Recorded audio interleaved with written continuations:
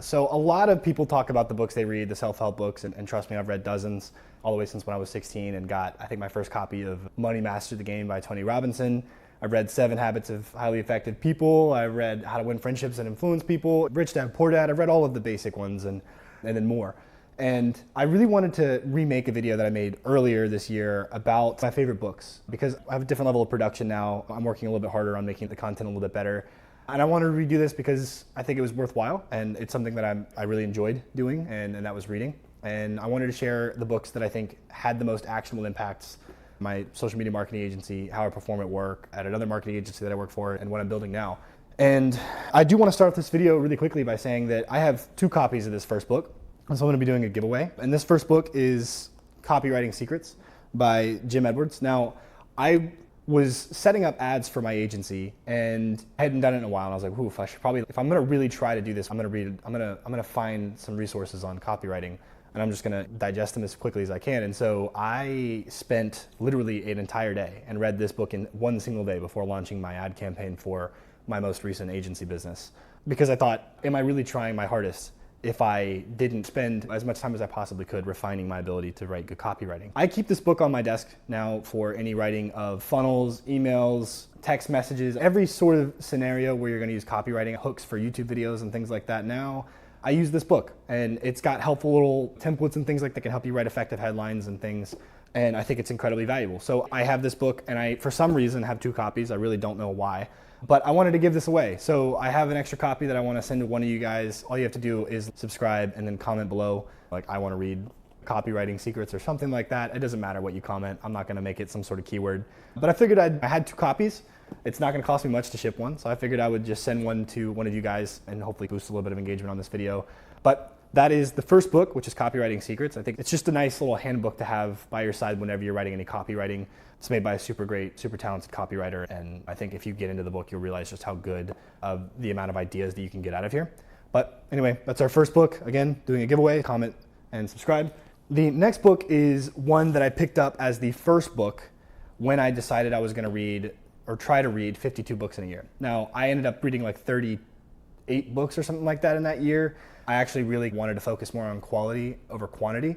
And some books are longer than others. And so some are a lot harder to get through in a week than some others. And I wanted to make sure I was retaining the information. And so I ended up at 38. But this book was one that I found like preaching the principles of in other conversations with friends and family and all that stuff. And then would reread it and realize, oh my gosh, like I got that from this. And it's Atomic Habits by James Clear. And this book is probably one of the more cliche self-help books, but there's a good reason for it. It's a fantastic book and it's going to help you form really good, long-term, consistent actions that turn into habits that then produce the results that you're looking for. And this YouTube channel is actually an example of something that came from this book. Like one of the things he talks about is making it stupid easy, super simple, and maybe even gamifying what it is that you're trying to be consistent at. And that's exactly what I did with this YouTube channel. It's really, I made it so that it was the least amount of effort possible to make a good YouTube video. And that way I could sit down and do the most important action, which is recording a video. And at the same time, I have the YouTube stats so I can like constantly check them. And I do check them way more than I should, probably 5 times a day. But I've made an actionable, consistent habit out of making YouTube videos from stuff that I got out of this book. And I think that obviously applies to a whole lot of other things. I think it was very convenient that I picked this book up before trying to read 38 books because it helped me build that habit of reading. Now I have since fallen out of that, and that's the reason I wanted to make this video is because I'm trying to get back into it. And I'll share the books that I'm reading currently at the end of the video. But this is just one of the more actionable books that I've gotten in the past that I think was actually worth the money in terms of self-help. And yeah, so Atomic Habits, James Clear, definitely check it out. Also, quick note, I always take the book jackets off of books, and I don't really baby books because they're gonna get messed up anyway. And I usually don't pass them on. Maybe that's the only reason to try to protect a book, but anyway, you guys can take that for what you will. The next one is one that I did not expect to be so good, and I'm so glad that I found it. And it's funny, I have a photo in my Google Drive that's in my favorites, which is where I archive my best memories in Google. And for some reason, in 2016, some influencer YouTube business guru guy that I followed put this on his story, and I saved that photo. And I didn't end up picking this book up until, that was like in 2017. I didn't pick up this book until 2024. But Confessions of an Advertising Man by David Ogilvy. David Ogilvy is like the OG marketing guy. And this is from the prime time of Madison Avenue in New York City, where the biggest marketing agencies in the world once existed. and he was at one of the forefront of those agencies. And he is a godfather of modern marketing. Back then, a lot of the skills were based around copywriting. And one of his most famous quotes was 80 cents of your marketing dollar should be spent on your headline. And that's something that I actually use for these YouTube channels or for any copywriting, any headline that I'm building in a funnel, any subject line in an email. I always focus on that first line and try to build what I can to be the highest level of intrigue or induce curiosity. Because if they don't get past the headline, then they won't ever get to even anywhere near the call to action, right? And so they never really convert. And that is one of the most powerful things that's in this book. The other things are like what it's like to run an agency and ethics of marketing, which I think was actually a really interesting section. But yeah, this is a great book. I think for anyone who wants to build their own agency, this is a fantastic book because it's basically all about that. Yeah, if you're gonna be an agency owner, I just 100% recommend David Ogilvy's Confessions of an Advertising Man. And I have his other books too, but this one, fantastic. And I marked this one up like crazy, highlighting and red penned all of it. But anyway, yeah. The next one is one that I've actually talked about a lot on this channel, and it makes me laugh because the content that I ever make around this, for some reason, always performs the best. And I don't know why, but it's Deep Work by Cal Newport. And this is, Cal Newport, after reading this book, became one of my most favorite authors. He has another book called Be So Good They Can't Ignore You. Again, I took the book jacket off this one, but this one basically goes to war against social media, email, meetings, any sort of distraction, and then focuses your attention on the real actionable work that actually makes a difference in most businesses. It cuts out all the noise and really just focuses on what's valuable.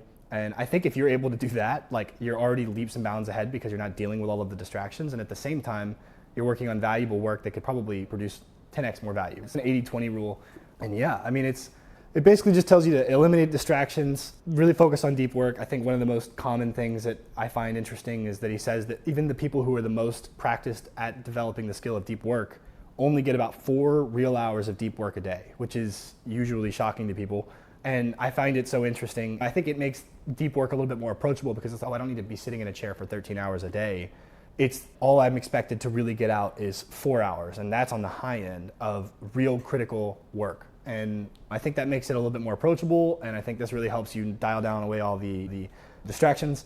But yeah, Deep Work, Cal Newport, as well as, I don't have it here, but honorable mention, Be So Good They Can't Ignore You. It's another book about career capital and things like that, and that book's great too. I definitely recommend reading that. And I think that takes us, into our next segment, which is Deep Work and Be So Good They Can't Ignore You. Talk about, I guess, building value and what best way to obtain that value than to be really good at negotiating. So this one is one that I use a lot, and I'll tell a quick story, but Never Split the Difference by Chris Voss. He was a former hostage negotiator and talks a lot about that almost in every chapter. And each chapter is actionable steps to basically being better at negotiating. I've taken a lot of lessons from this book that the person who cares the least in the interaction or who needs it the least has the most leverage. Always say less than necessary. Never split the difference is an obvious one, and it's the title. Always set anchors. If you want this price, go higher. If you want that price, go lower, whatever it is. Yeah, this is a book that I actually always think about whenever I'm in any negotiation. If you're ever going to start a business or have an agency or whatever, you're going to end up doing a lot of work for clients, mostly, and oftentimes more than you actually thought you would. And for that reason, you're going to need to get a good retainer that's actually worth your value. And to help you do that, this book is definitely great ammunition. I've definitely gotten my ROI on this. And I'll quickly tell you the stories. A great place to practice the ideas of this book is Facebook Marketplace. And it makes me laugh because Facebook Marketplace is a funny meme where it's like you just lowball people, but I essentially do. Not to be a jerk, to get a fair price for something. And I'll give you an example. This watch is a Hook and Gaff, which is a small company that makes outdoor activity and fishing watches in Columbia, South Carolina. And this watch that I'm wearing retailed at $325. And there was a guy on Facebook Marketplace who listed one for $225. And I used all of the principles that were in this book, and I was able to get him from $225 to $80. And now I have a Hook and Gaff. Didn't pay $325, got a negotiation from $225 down to $80 with the principles that are in this book. And that makes buying this book alone worth it. And I've used it in so many other places with so much more money on the line. Fantastic book, definitely very actionable, and one that I would definitely recommend for anyone who wants to start a business, run a business, whatever it is. Learn to negotiate because it's critical. The next one, I'm a big systems guy, and I think that's pretty obvious with the channel. And this one is kind of the one that gave me all the theory behind building consistent sales systems. If you ever walk into a business and they just fall into clients, that's not really a business. What I like about systems is that it helps quantify each step, and so you can actually measure the success of your campaigns.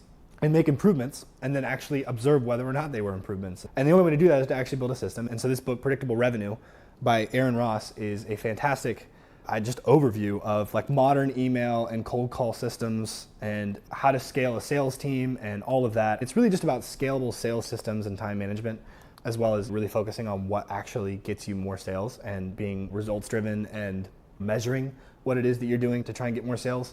But yeah, if you want to learn anything about sales systems, which is critical for having a success in any business, I would definitely pick this book up. It's one that was recommended by Alex Hormozi, and that's the reason I bought it. It's not so much in the common lane of books that people recommend.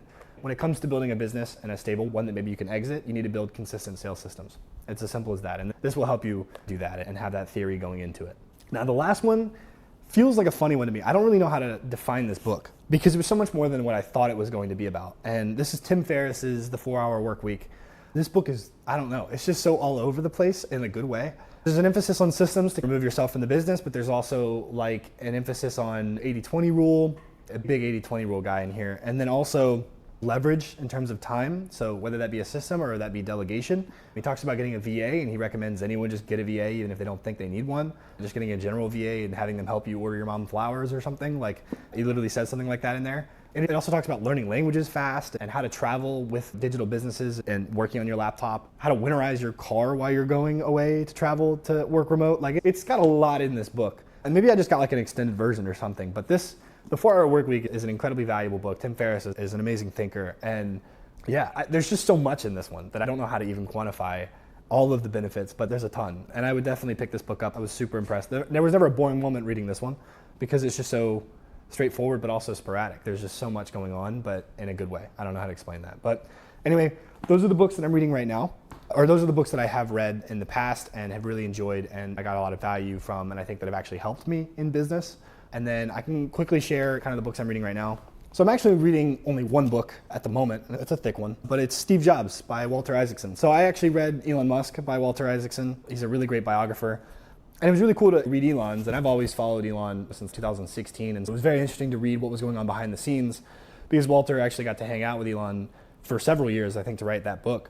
And just seeing what was going on, what the decision making was like behind the scenes, and then matching that with reality and where people were at times. Like, it was crazy. When I went to Austin, Texas to go tour the factory the first time for Tesla, it was crazy because there was a part in that book about where Elon was and what he was dealing with while I was in that parking lot at the factory, like waiting to get in there to go see him on stage, because he had jetted over from somewhere else. I can't remember where it was. I think it was a SpaceX thing down in Texas. He was in the southern part of Texas, Boca Chica, where the Starbase stuff was, and he was dealing with some massive problem. And it was crazy because I was like, I know exactly where he was and where I was in a moment of time and what he was dealing with and what I was working. Like, it's just, I don't know, it's interesting to know what these people are actually doing on a day-to-day behind the scenes. And I thought Steve Jobs would be an interesting one. Obviously, he's been gone for a while. Apple makes incredible products. I'm filming this on an iPhone. I've got a Mac. I love my Mac. I got the first iPad when I was a little kid. And I think it's just interesting to maybe follow up on what made Steve Jobs great and to see a little bit of that behind the scenes. So that's what I'm reading now, if anyone cares. But yeah, those are some books that I think really helped. This is what I'm reading now, and I hope that you guys got some value out of this video. And again, if you are interested in getting a free copy of this Copywriter's Secrets book, all you gotta do is subscribe, like the video, and comment below, and I'll pick one of you guys and I'll send this out. Super excited to kind of do this just to see what it's like on the channel and if it works out. It's a great book, so I'm glad I have 2 copies and I can give one away. Again, subscribe and comment, and I will see you guys in the next video. All right, thanks. Bye.